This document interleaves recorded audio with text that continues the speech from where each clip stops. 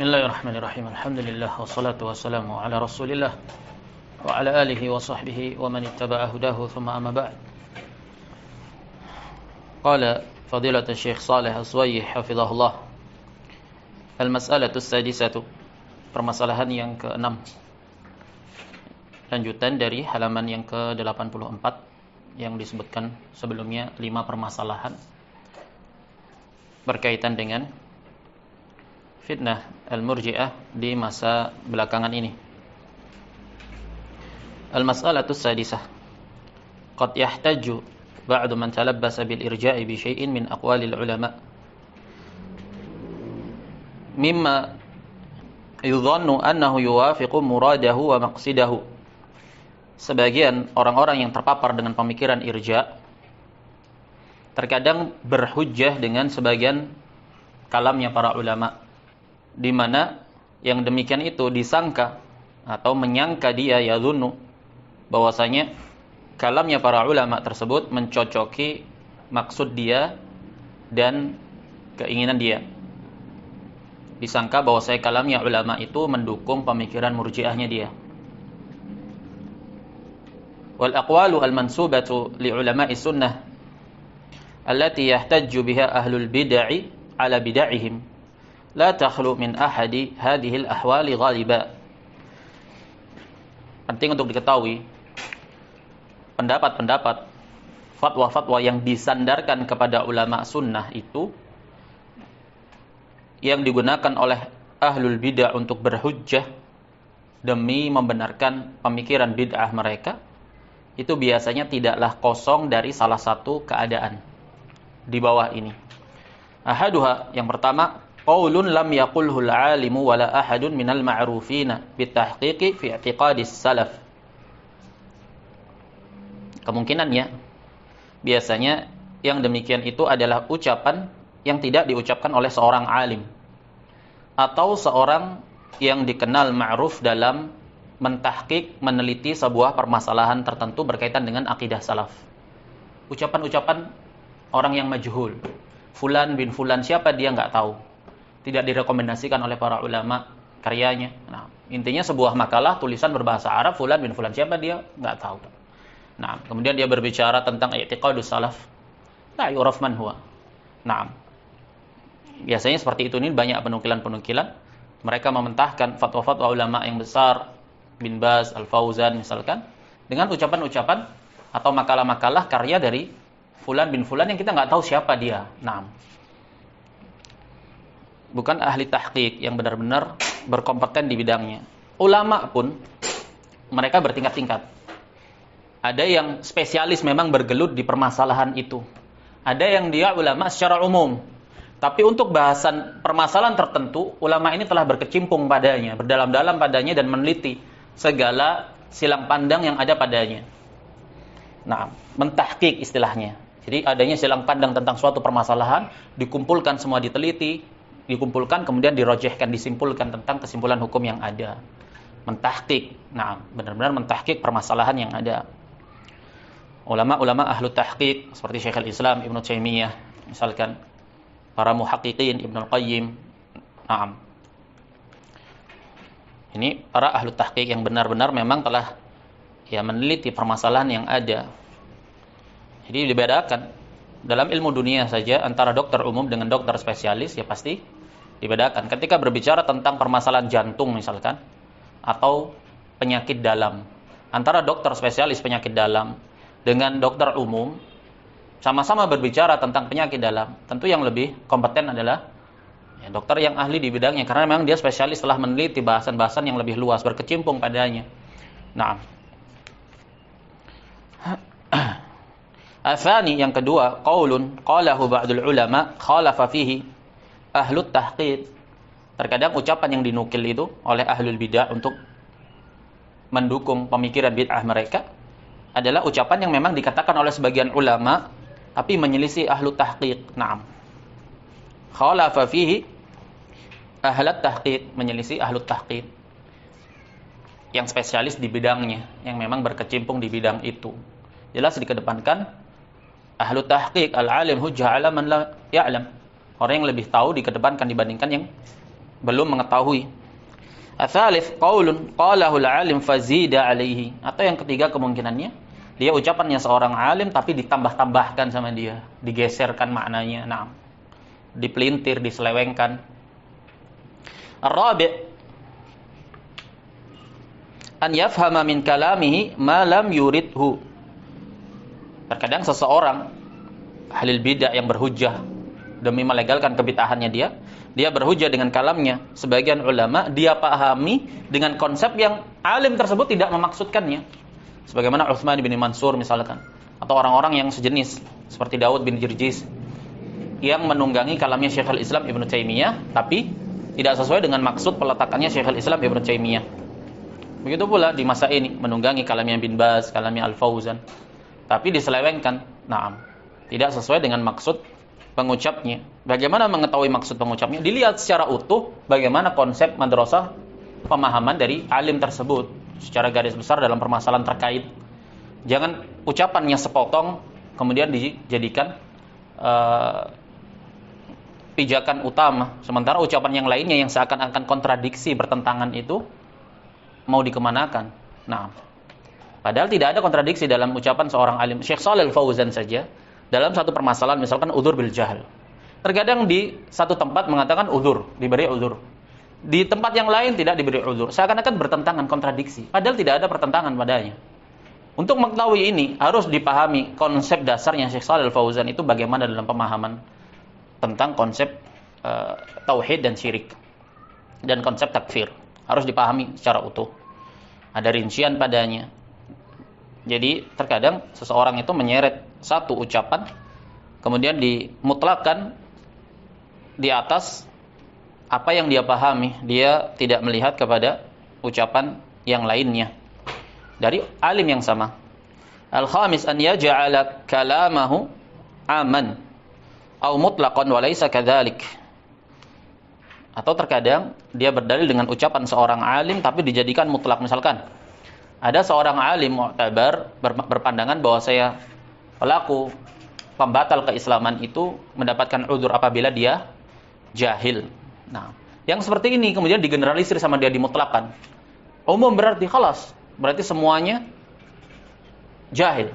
Apapun itu bentuk dan konsepnya, selama pelakunya jahil maka tidak jatuh kekufuran. Kalam yang sifatnya harus dikait, harus dilihat kepada kalam yang lain, maksudnya rincian pada permasalahan kufur itu ada kufur yang sifatnya zahir, ada kufur yang sifatnya khafi. Jadi harus dipahami secara terperinci.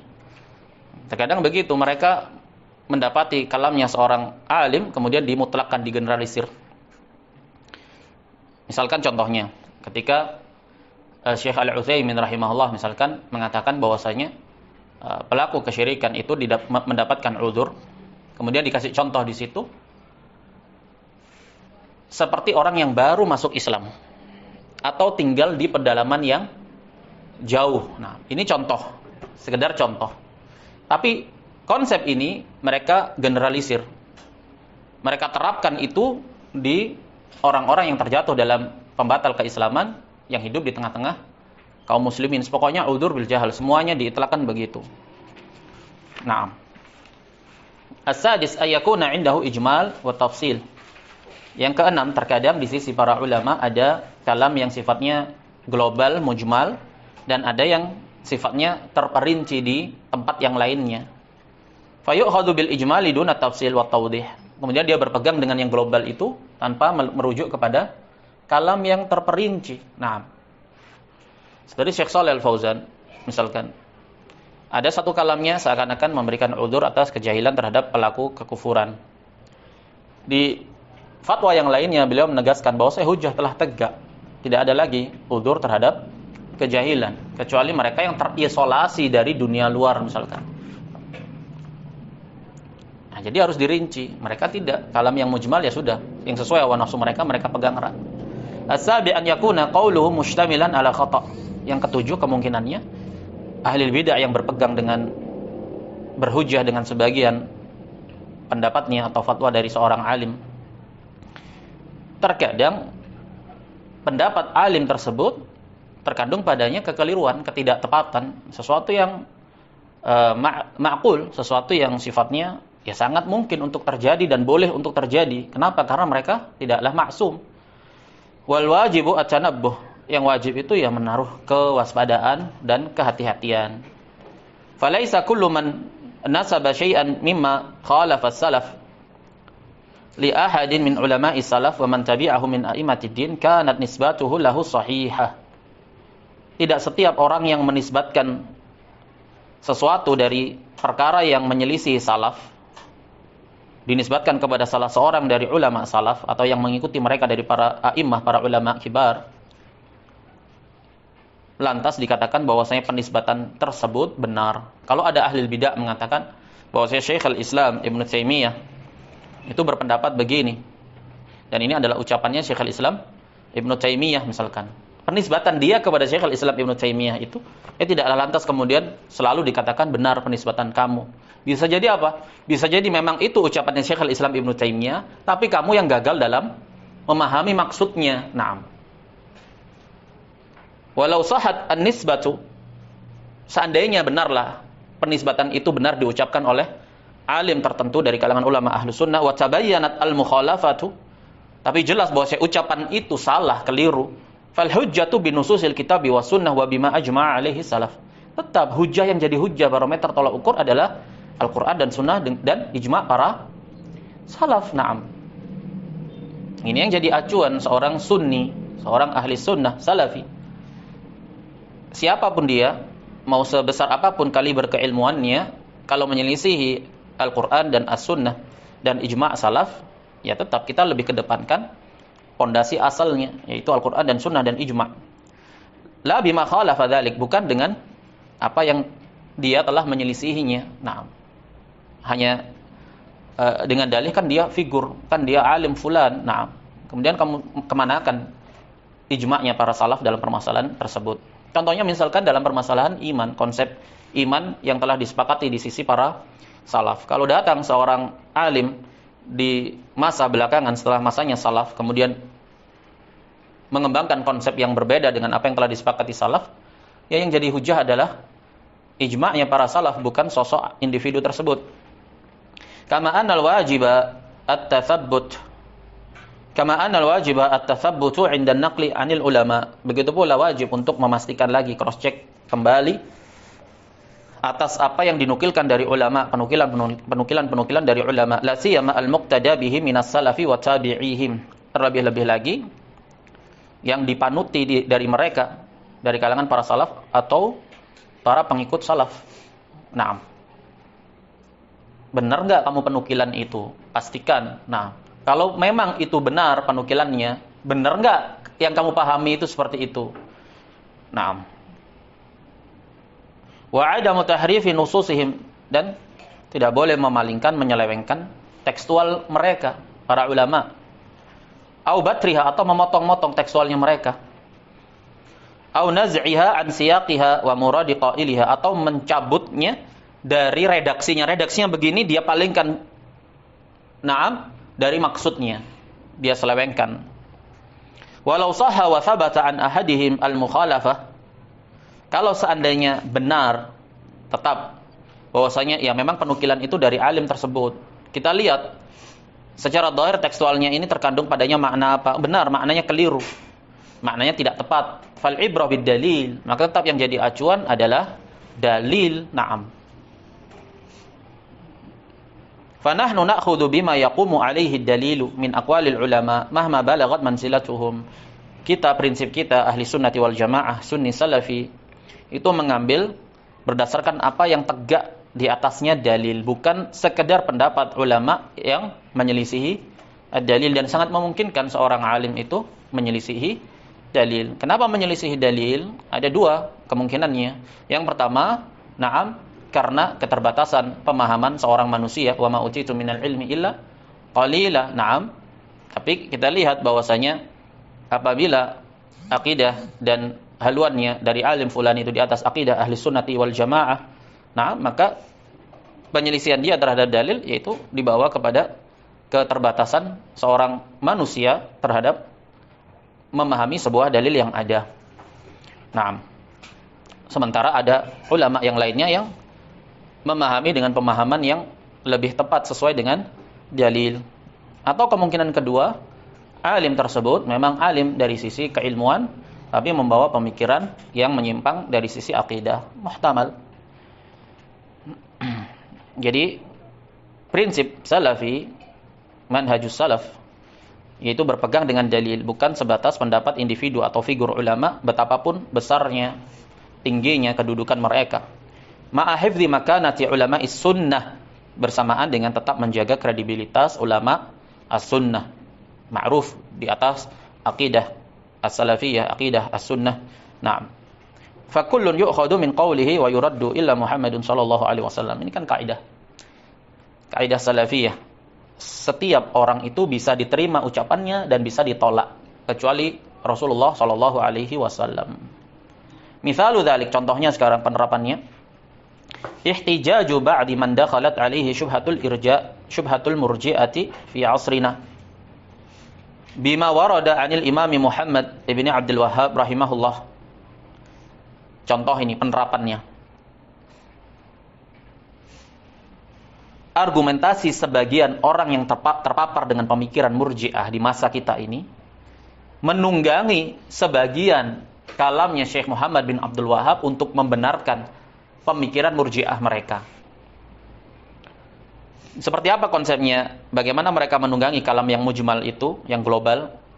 Syekh Muhammad bin Abdul Wahhab memiliki sebuah statement tentang arkanul Islam. Beliau mengatakan arkanul Islam khamsah, rukun-rukun Islam itu 5. Awaluha asyhadatan. Yang pertama adalah 2 kalimat syahadat. Tsumma al-arkanul arba'ah, kemudian rukun-rukun yang 4. Islam, salat, zakat, puasa, haji. Fal arba'atu, maka 4 itu idza aqarra biha, apabila seseorang mengikrarkan akan wajibnya, tidak mengingkari wajibnya, wa tarakaha tahawunan, dan dia meninggalkan 4 perkara yang wajib itu karena malas, karena menganggap sepele. Apa katanya Syekh Muhammad bin Abdul Wahhab? Fa nahnu wa in qatalnahu ala fi'liha fala nukaffirhu bitarkiha. Ya, meskipun kita ini akan memerangi orang yang melakukan tindakan yang demikian, meninggalkan rukun-rukun Islam yang 4, tapi kita tidak mengkafirkannya dengan sebab dia meninggalkannya. Perhatikan.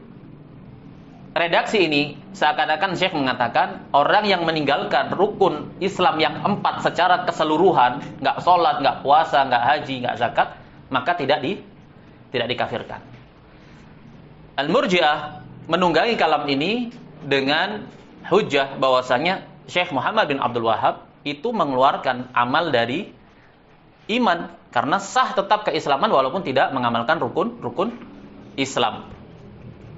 Wal ulama ikhtalafu fi kufri tarikis shalah kasalan biduni juhud.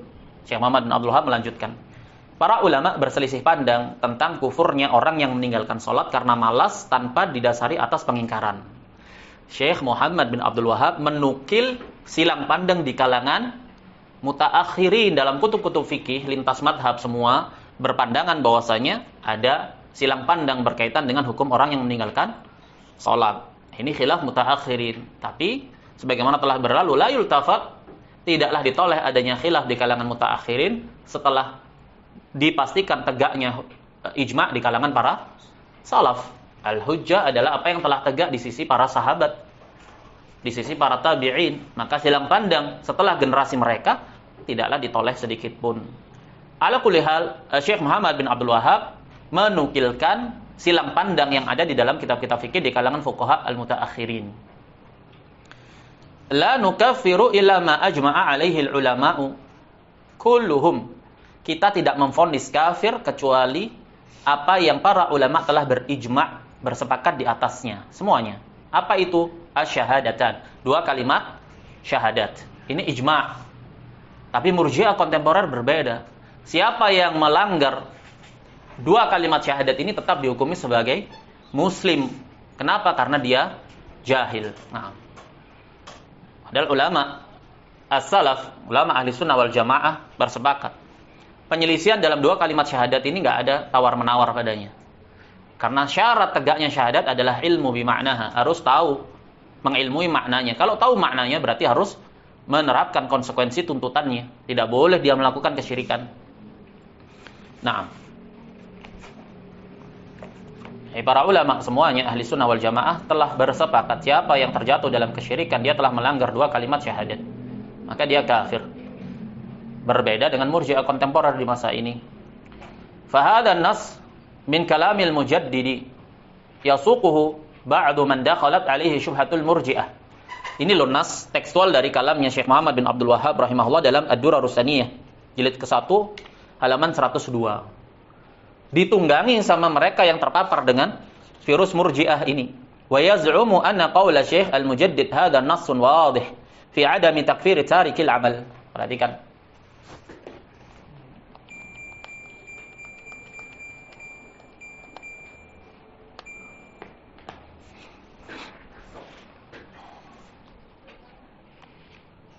Orang-orang yang terpapar dengan virus murji'ah di masa ini menyangka bahwasanya ucapan Syekh Muhammad bin Abdul Wahhab di sini jelas sekali bahwasanya beliau tidak mengkafirkan orang yang meninggalkan seluruh amalan. Kalau begitu beliau mengeluarkan amal dari iman. Ini kan akidahnya murji'ah. Idz laisa wara al-arkanil khamsati minal a'mal ma yukaffaru bihi wa annahu nassun ala annahu la yukaffiru illa bima ajma'u alaihi wa huwa asyhadatan. Mereka berdalil karena tidak ada lagi selain rukun-rukun Islam yang 5 ini dari amalan-amalan yang bisa dikafirkan dengannya pelakunya. Nah, jelas. Jadi gini, kalau meninggalkan rukun-rukun Islam yang 4 itu saja tidak dikafirkan, lah kan lazimnya berarti yang selain dari rukun Islam yang 4, menyingkirkan gangguan dari jalan, apalagi dari amalan-amalan kebaikan, birrul walidain, silaturrahim, apapun itu bentuknya. Nah, meninggalkan amalan-amalan tersebut lebih-lebih lagi untuk tidak dikafirkan. Kalau begitu berarti meninggalkan seluruh amalan itu tidaklah pelakunya menjadi kafir. Kalau begitu amalan itu bukan bagian dari iman. Intinya seperti itu. Jadi mereka menunggangi kalam seperti ini untuk melegalkan pemikiran murji'ahnya mereka. Fayuqalu fil jawabi ala hadhihi syubhah, maka kita dibantah na'am atas syubhat yang demikian. Hadan nas min kalamil imamil mujaddid. Ya, memang tekstual itu dari ucapannya Syekh Muhammad bin Abdul Wahhab. Wa in kana dhahiruhu annahu la yukaffiru tarika shalah waz zakah was shaum wal hajj min ghairi juhud.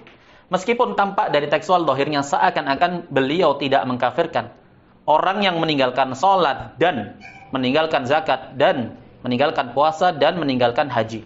Berarti meninggalkan 4 rukun Islam secara keseluruhan. Ya tidak salat, ya tidak puasa, ya tidak haji, ya tidak zakat. Min ghairi juhud, tanpa disertai pengingkaran. Seakan-akan Syekh tidak mengkafirkannya. Illa annahu la yalzamu minhu annahu la yukaffiru man lam yanqad dhahiran wa batinan bil amali wal ityani bil faraid. Tapi yang demikian tidaklah melazimkan kalau Syekh Muhammad bin Abdul Wahhab rahimahullah itu tidaklah mengkafirkan orang yang tidak inqiyad, tunduk patuh mengamalkan secara lahir dan batin terhadap amalan-amalan.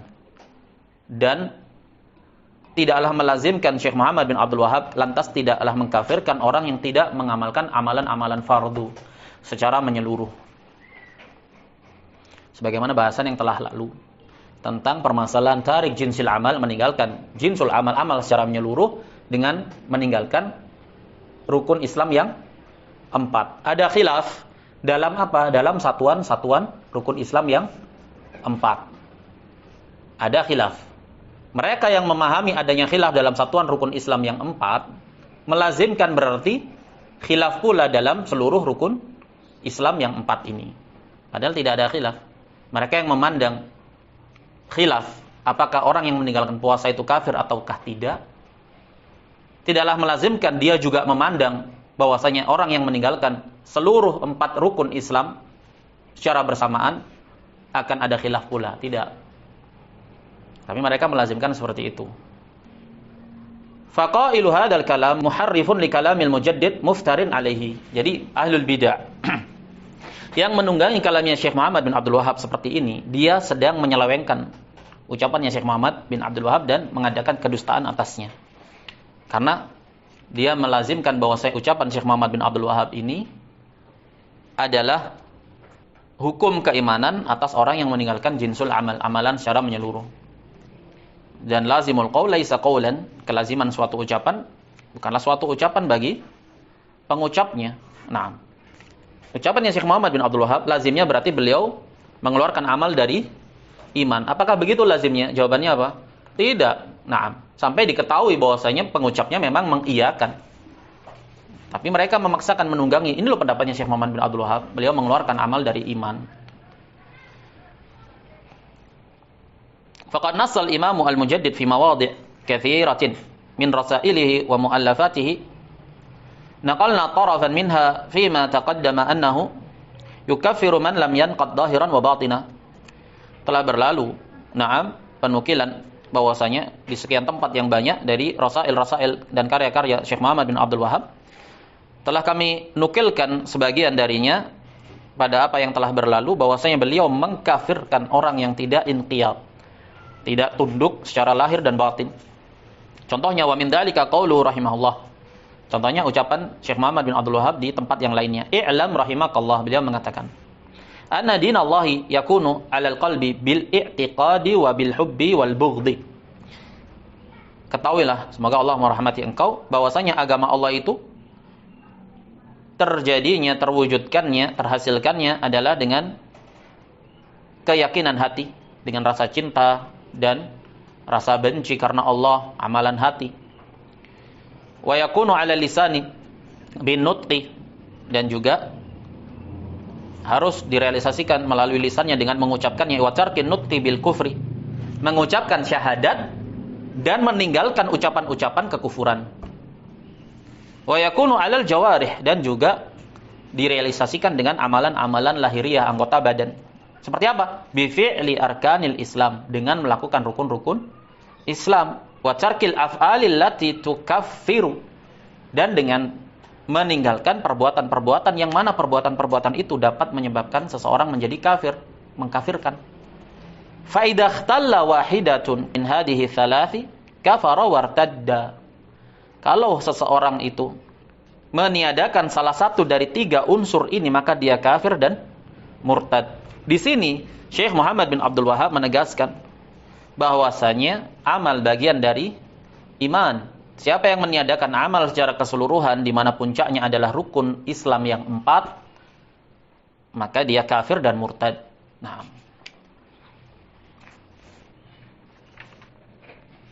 wa qala rahimahullah, Syekh Muhammad bin Abdul Wahhab juga berkata, la khilafa bainal ummah, tidak ada silang pandang di antara umat, anna tauhida la budda an yakuna bil qalbi alladhi huwal ilmu. Syekh Muhammad bin Abdul Wahhab mengatakan, enggak ada khilaf di kalangan umat ini. Naam, bahwasanya tauhid itu haruslah dengan hati, di mana keyakinan hati itu pasti berpijak di atas ilmu. Orang nggak bisa meyakini sesuatu kalau dia tidak mengetahui tentang sesuatu itu. Kalau seseorang tidak mengetahui sesuatu, gimana dia meyakininya? Nah, orang tidak pernah tergambarkan dalam benaknya, dia tidak tahu ilmunya. Jadi ilmu terhadap makna la ilaha illallah dan tuntutannya ini syarat utama sahnya syahadat.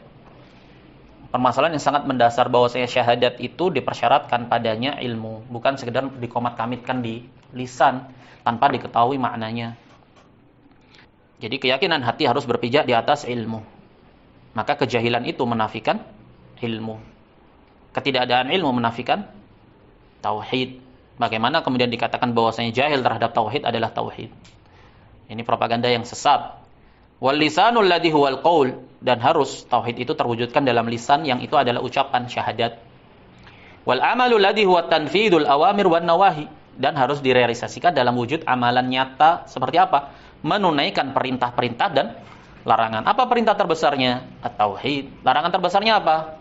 Syirik. Kalau orang tidak bertauhid, bahkan dia melakukan kesyirikan, ya berarti dia telah meniadakan amalan terhadap tauhid. Orang yang meniadakan amalan terhadap tauhid, bagaimana bisa dikatakan dia bertauhid? Naam. Fa in akhalla bi syai'in min hadza lam yakun ar-rajulu musliman, katanya Syekh.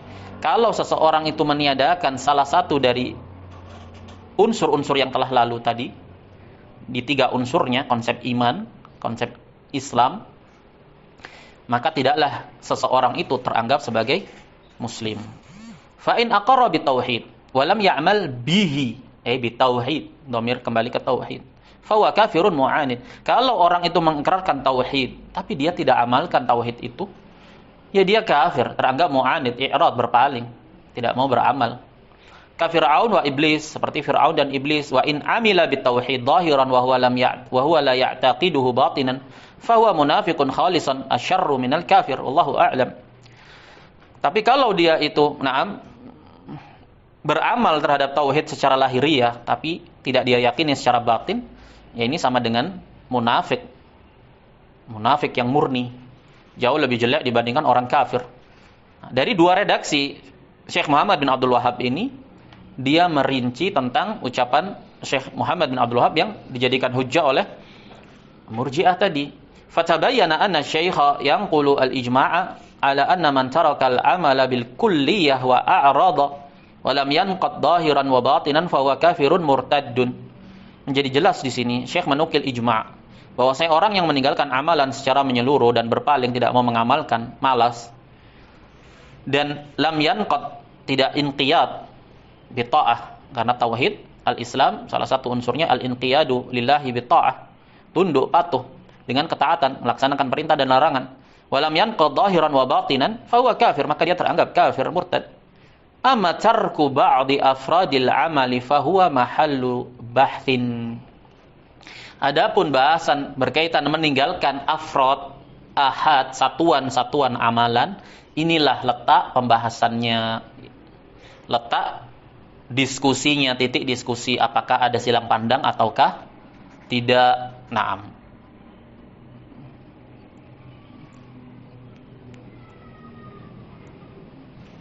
Jadi prinsip kaidah ahli sunnah wal jamaah antum perlu perhatikan. Dalam permasalahan amal dalam iman, ahli sunnah itu mengkafirkan mereka yang meninggalkan jinsul amal, amalan secara menyeluruh, kafir. Tapi dalam ahadul a'mal, afradul amal, satuan-satuan amalnya, maka ahli sunnah tidak mengkafirkan pelakunya yang meninggalkan satuan amal kecuali dengan dalil. Contohnya satuan amal, sholat, puasa, zakat, haji, dan yang selain daripada itu. Meninggalkan satuan amal sholat hukumnya kafir. Kok bisa? Kan dia satuan amal. Naam, karena datang padanya dalil. Naam. Meninggalkan satuan amal puasa, dia tidak kafir. Kenapa? Selama dia tidak ingkari kewajibannya. Karena tidak ada nas secara spesifik yang menunjukkan bahwasanya pelakunya kafir. Ini prinsip ahli sunnah. Meninggalkan seluruh amalan, ini hukumnya kafir. Meninggalkan satuan amalan, tidaklah kafir kecuali yang datang padanya dalil, dalam hal ini salat.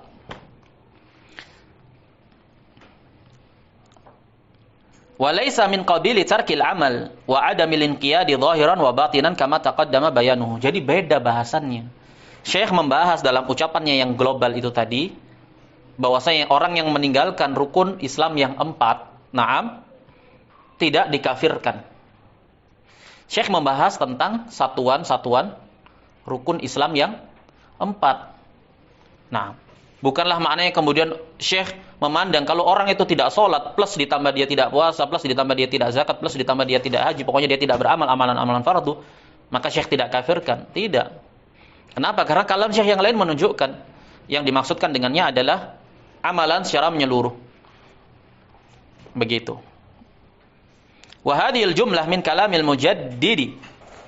Redaksi yang dinukil oleh ahli bidah itu tadi, seakan-akan Syekh itu mendukung tidak kafirnya orang yang meninggalkan amalan-amalan, tashabbatha bihal musyaghibun ala da'wati Syekh rahimahullah min qadim. Kalam-kalam mujmal seperti inilah yang dipegang erat-erat sama para ahlu tasyrib. Orang-orang yang mengadakan kekacauan dalam dakwah, mereka tunggangi kalam-kalam yang mujmal dari kalamnya para ulama, Syekhul Islam, Ibnul Qayyim, Syekh Muhammad bin Abdul Wahhab, dan yang selain daripada itu.